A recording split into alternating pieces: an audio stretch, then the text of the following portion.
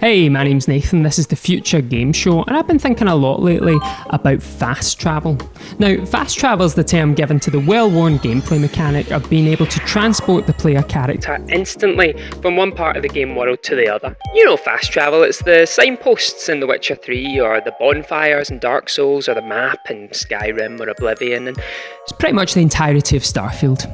And fast travel's been on my mind because Spider-Man 2 recently came out, and the clip went viral showing how the brute processing power of the PlayStation 5 can be used to instantly transport Spider-Man anywhere on the map at the press of a button. Sorry, at the 4-second hold of a button. Everyone seemed astounded by this, and I can't lie, so was I. I mean, it looks amazing, but I just found myself thinking, is this the thing that we should be getting excited about? The fact that we can basically use Google Maps to drop Spider-Man wherever we like because we can't be arsed even exercising our fingertips to get him to a crime scene. Now, let's get something straight first, okay? This feature in Spider-Man 2 is a technical marvel and it looks amazing. Pun intended. What? Repeat what you said. Technical marvel. Oh, pun intended. Get the f*** out. What? Get the f*** out. I will not have puns in this video. Absolutely not.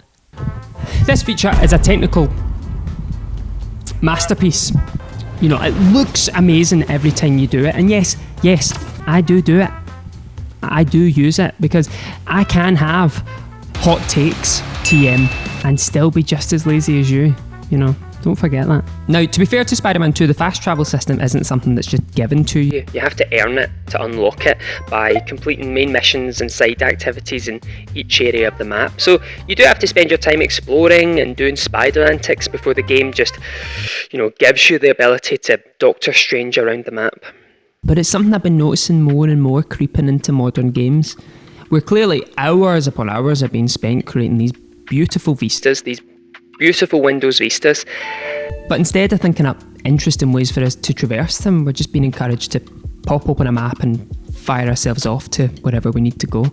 Instead of marvelling at the creative experiences... Oh, pun intended. I thought I said get out!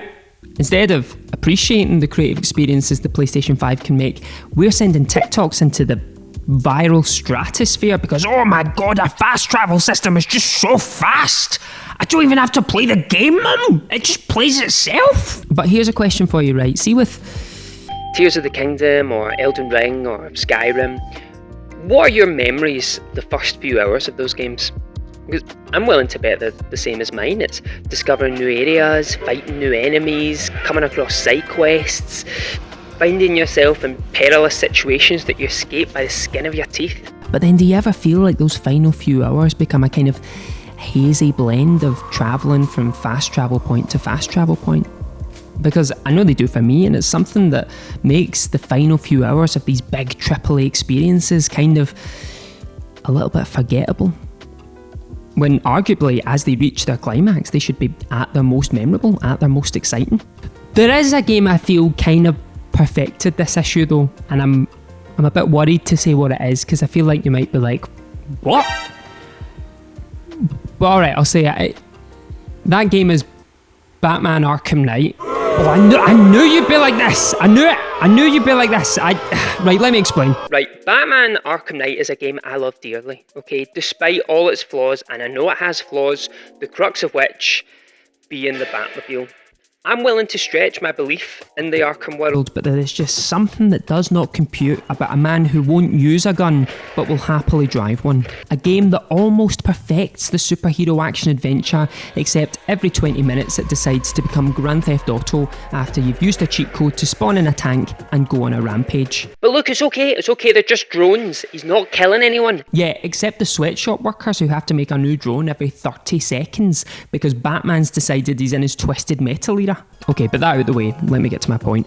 Because just before the game came out, Rocksteady were being interviewed and they were asked, will the game have a fast travel system? And they said, I think we felt it would take away from the experience rather than add to it, because moving through the city is definitely part of the game. And that was like a revelation, like a ray of sunshine from the Lord himself, because surely it is that simple.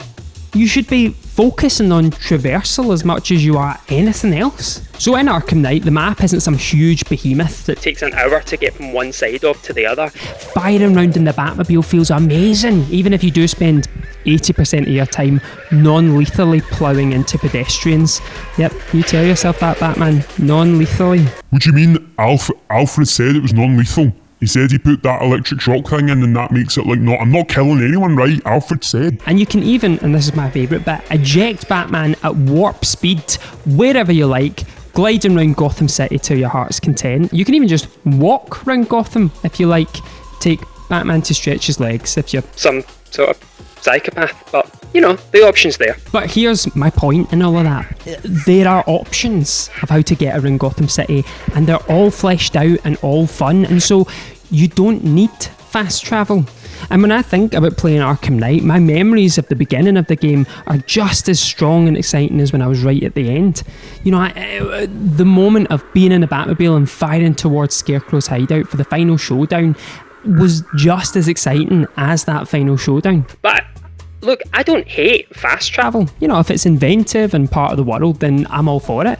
You know, like in Metal Gear Solid 2, you could find cardboard boxes that were specific to each strut of the big shell. Then, if you ever find yourself in the postal centre, you could jump on a conveyor belt, equip a specific cardboard box, and then bingo bango, your chosen strut was going to get a riding special delivery.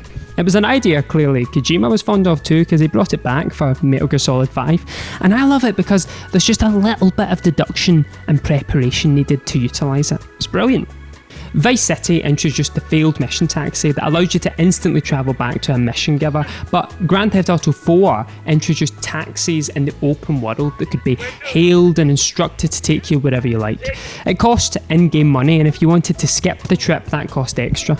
But here's the detail I love, right? Sometimes finding a taxi is an absolute pain in the arse.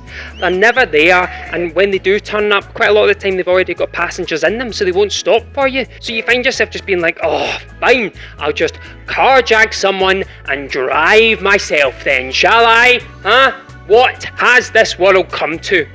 But it feels like a believable part of this world. And I know it might sound mad to say, yeah, one of my favourite fast travel systems is one that isn't always there, doesn't always work, but it builds upon the idea of Liberty City being this bustling, busy place that I'm just a tiny cog in. It makes it feel like a living, breathing city.